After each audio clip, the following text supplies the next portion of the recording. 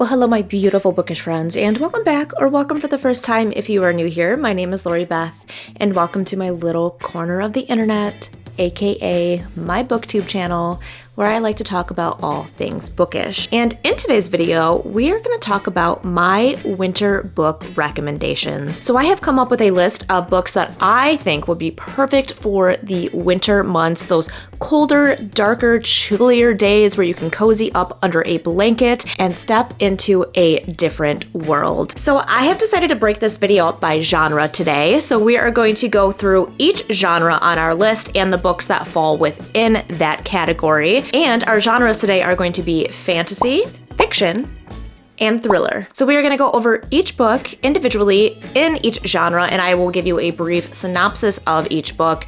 That way you can kind of get an idea of why it would be perfect for the winter months. So per usual, we do have quite a few books to go over, so we are going to go ahead and jump right in. All right, so starting off in our fantasy section, and the first book in this genre, which is Morgan Is My Name by Sophie Keach. And I have talked about this book a few times in a few different videos and for a few different reasons. One being because I was absolutely blown away by this book and Sophie Keach as an author, but also because of the beautiful atmosphere that comes forward in this story. So this book is literally described as a powerful feminist retelling of the early life of Morgan Le Fay, the famed villainess of Arthurian legend. This dazzling debut in the story of a woman both mortal and magical, formidable and misunderstood, told in her own words. So we follow Morgan Le Fay through her early life and into her adult life, where she becomes married and has to do all of the things that married women of this age do. But Morgan isn't just a normal woman of station.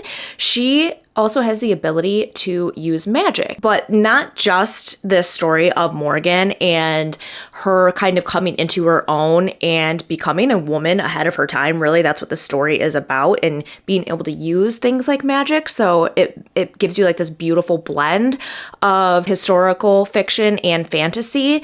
The setting of the book itself is just unmatched. She lives in Cornwall, which is the seaside coast of England, and the weather is always just kind of misty and foggy and cold, and it really gives off this gothic, dark vibe on top of the storyline as well.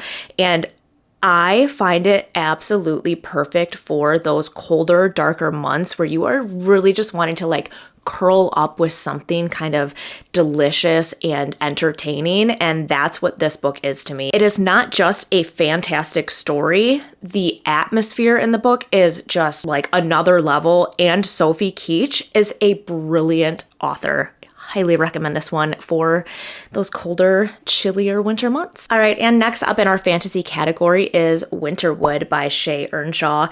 And I do not have this as a physical copy, but I will put the book somewhere on the screen because it is an absolutely stunning cover, which, as you can see just from the title and the cover alone, why this book would be fantastic for the winter months, but also the story itself. Be careful of the dark, dark wood, especially the woods surrounding the town of Fairhaven. Some say these woods are magical, haunted even. Rumored to be a witch, only Nora Walker knows the truth. She and the Walker women before her have always shared a special connection with the woods. And it's this special connection that leads Nora to Oliver Huntsman, the same boy who disappeared from the camp for wayward boys weeks ago, and in the middle of the worst snowstorm in years. He should be dead, but here he is alive and left in the woods with no memory of the time he'd been missing. But Nora can feel an uneasy shift in the woods at Oliver's presence, and it's not too long after that Nora realizes she has no choice but to unearth the truth behind how the boy she has come to care so deeply about survived his time in the forest and what led him here in the first place. What Nora doesn't know, though, is that Oliver has secrets of his own. So if you have not read Shay Earnshaw's books before, the writing style is just very whimsical on its own, and that on top of like the setting of her stories makes these books feel perfect for like those dark, cold months. Storylines following magical characters or characters that can wield magic and in magical settings like forests and woods and snowstorms. It is very, very beautifully written, and again, such a good blend of all of those things you like in a fantasy, the storyline, the characters with magic, and then the atmosphere on top of it. It is perfect to curl up with under a blanket. And it's honestly not a very long book. So it's kind of one of those really good like weekend snowstorm books. So highly, highly recommend this for the winter months. And next up in our fantasy genre is Emily Wilde's Encyclopedia of Fairies by Heather Fawcett.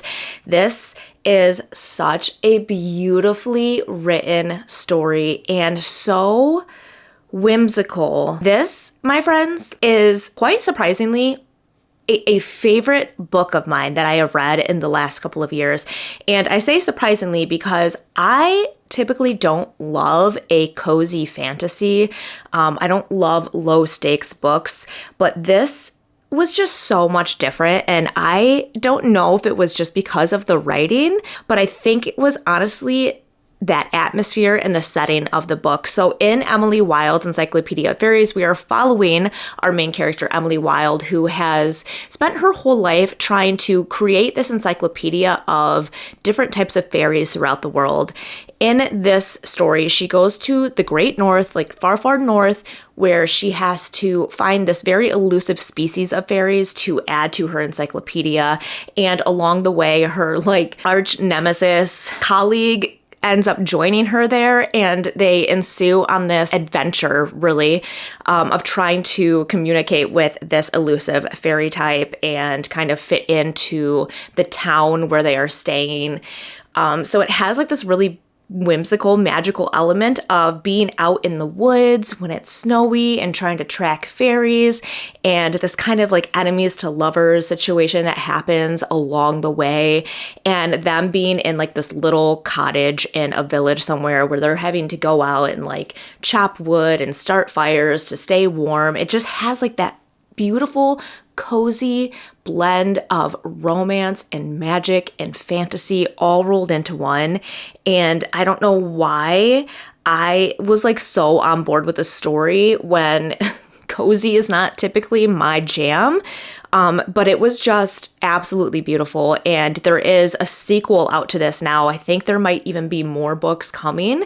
I'll correct myself on that. And I haven't read the sequel yet, but I plan to this winter because I think it's going to give off that same vibe, and I'm really excited to get to it. All right, so we are moving on to our fiction category. And up first in this category is Wuthering Heights by Emily Bronte. And yes, this is a classic, but in my opinion, there is no better time of the year than the winter to read classics. These are often just naturally very gothic and kind of dark in their tones. But specifically, Wuthering Heights is very, very much based on the atmosphere as much as the storyline itself, in my opinion, at least. So this book is set in like the late 1700s in the Yorkshire moors in England. So again, very kind of gothic setting, and it follows two characters named Heathcliff and Catherine, and kind of the toxicity in their relationship and the struggle between them and like these two different manners.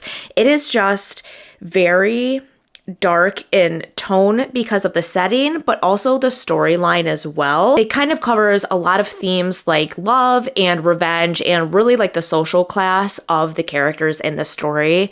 But all of that kind of combined with the setting of the book makes it so perfect to read during those darker winter months. And if you have never really read classics before, but you're looking to get into them, there is something about the Brontes and their writing that doesn't really feel like you're reading a classic, if that makes sense. So I sometimes find it hard to read older novels or classic novels because of the writing and because of the language that was being used at the time. But there's something about the Brontes, like they're both of them, about their writing style that is very comfortable. I don't know a better way to describe it than that. And it flows well. They are storytellers. And again, if you are looking to get into classics and you are a little bit worried about like being able to fall into them, just because of having a hard time with, say, like writing styles of the time, this is a great story just because of the themes that are involved in it. Like, they're very gripping and it's all very dramatic. And again, perfect for going into some of those like shorter days, longer nights, time of the year, in my personal opinion. All right, and next in our fiction category is The Snow Child by Owen Ivy. And I apologize if I mispronounced the name. Definitely not my forte, pronouncing beautifully written names sometimes, and I apologize for that. But this book kind of leans more towards the magical realism side, along with it being a fiction novel. So I was kind of hesitant on what genre to put it in. I would say this is fiction, but it does have an air of magical realism as well, which you will hear from the synopsis. So Alaska, 1920, a brutal place to homestead and especially tough for recent arrivals Jack and Mabel. Childless, they are drifting apart. He struggling to maintain the farm, she crumbling from loneliness and despair. In a moment of levity during the season's first snowfall, they build a child out of snow. The next morning, the snow child is gone, but they glimpse a young girl running through the trees. This little girl, who calls herself Faina, seems to be a child of the woods. She hunts with a red fox at her side and somehow survives alone in the Alaskan wilderness. As Jack and Mabel come to understand this child, who could have stepped from the pages of a fairy tale, they begin to love her as their own daughter. But in this beautiful, violent territory, things are rarely as they appear, and what they eventually learn about Faina will transform them all. So you can clearly hear from the synopsis that there is something just a little bit off-putting about this girl that they find in the woods, especially since they find her the day after their little snow child that they created themselves has gone missing. This is just an absolutely bewitching story, and not just the storyline, but the setting itself being in Alaska and them kind of surrounded by this harsh winter snowy environment at all times, kind of gives it that perfect read in the winter feeling. This book itself is just full of like wonder and hope and pain and loneliness and kind of what you do to fight through some of those really dark times in your life, whether on your own or with a partner.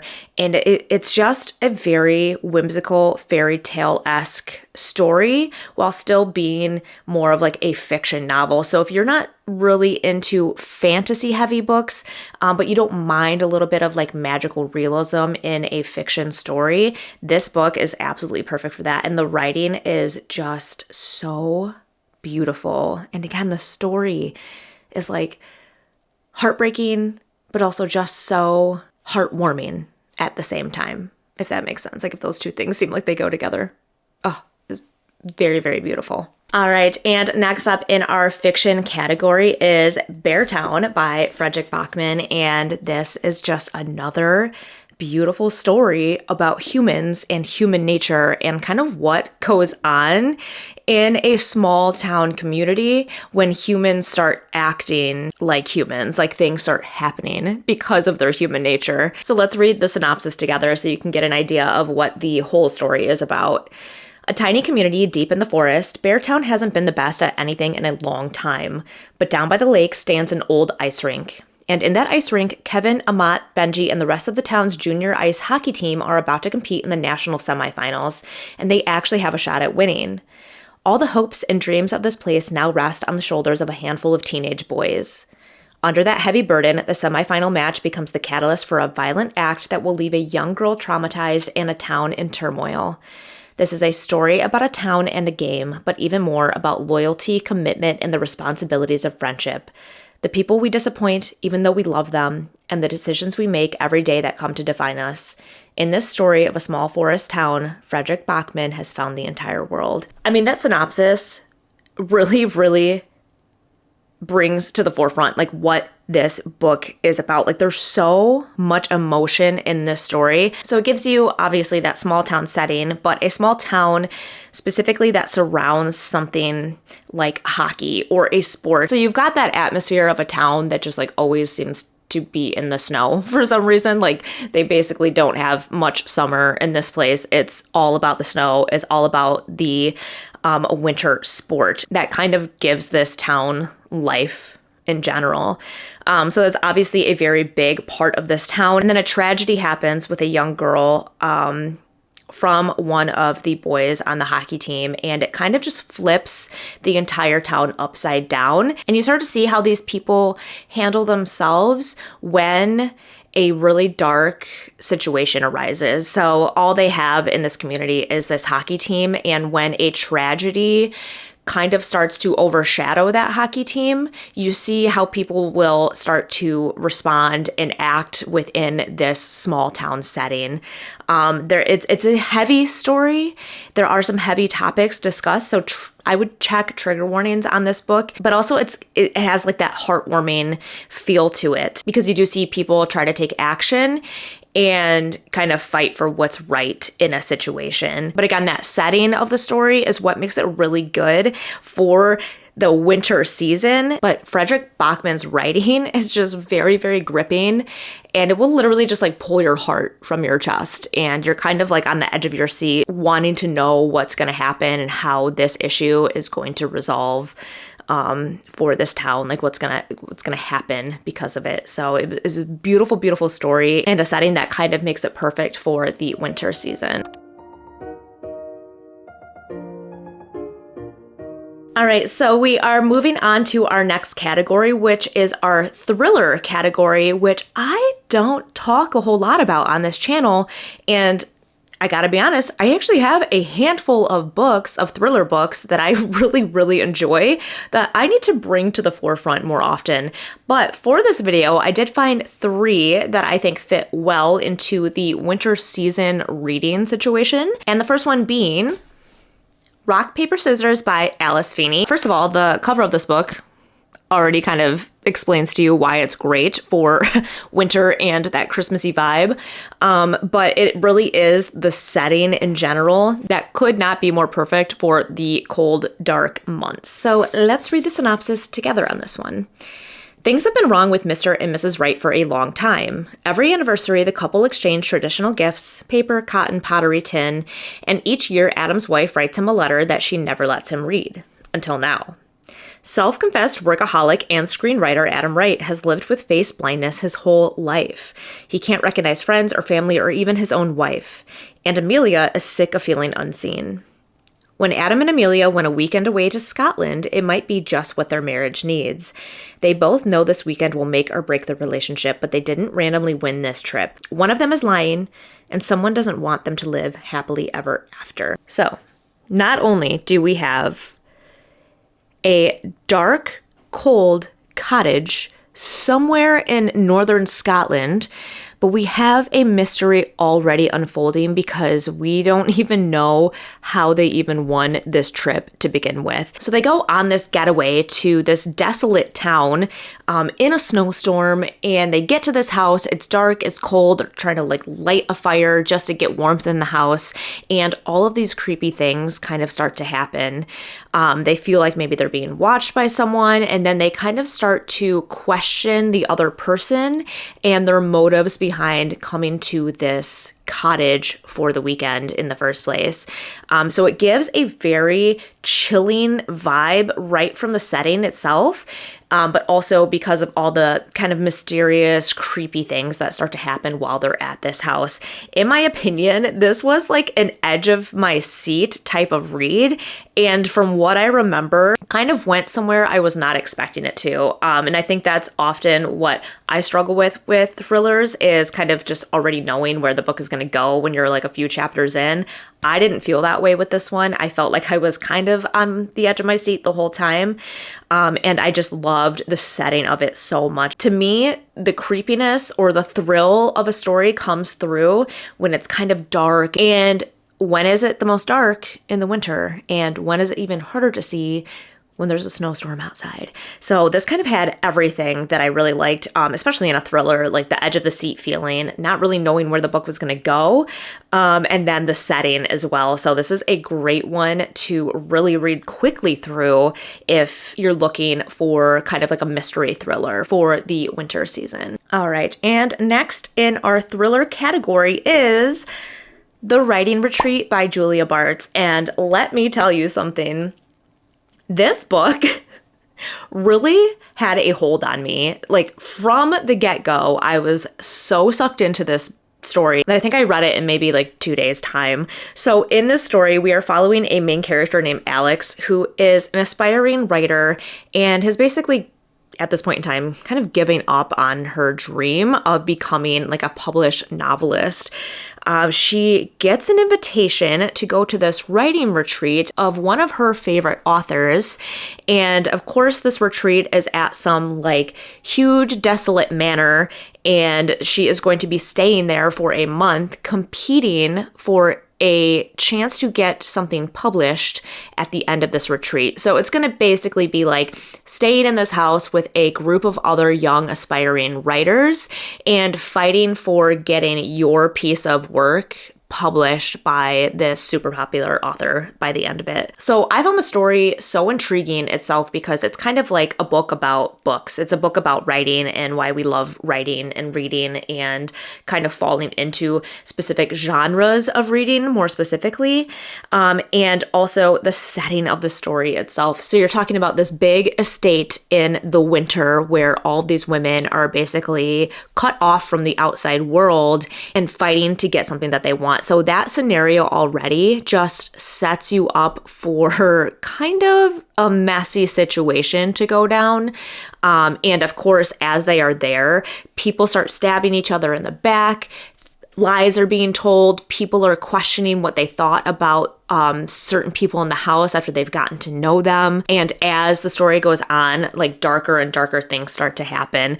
But it was really kind of a wild ride. And I thought it was really thrilling in the sense where I wanted to see what was going to happen. I didn't necessarily feel like super surprised by the ending, but I was so like gripped by the storyline. I didn't even care. Like I just wanted to read through the book as fast as possible to get to the end, but like in a good way. You know what I mean? Like you want to know how the story is going to end, and all of these things kind of like kept happening, like these mysterious things, these dark and spooky things. And again, the setting of the story being in this estate in the middle of the winter, cut off from the outside world and just hoping for the best for a month.